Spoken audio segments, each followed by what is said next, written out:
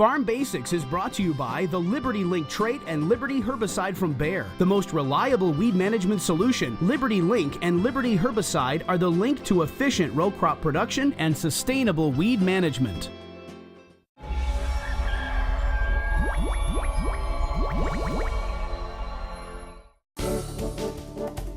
One of the most important things on any farm is having good drainage.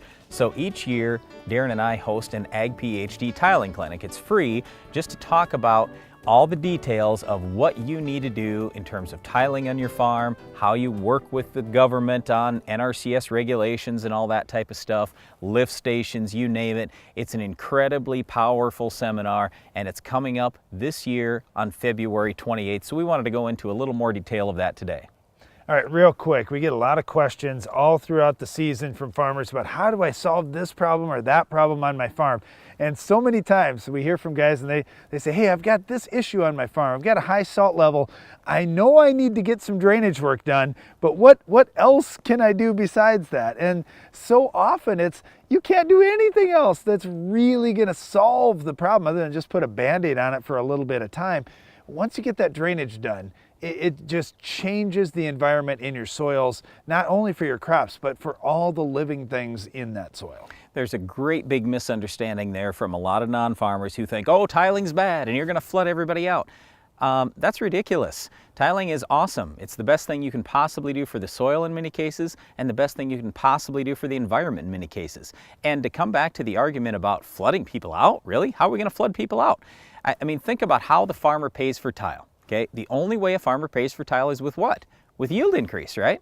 Well, if you have more yield, a higher yielding crop, is that gonna take less water out of the soil or more? What do you think?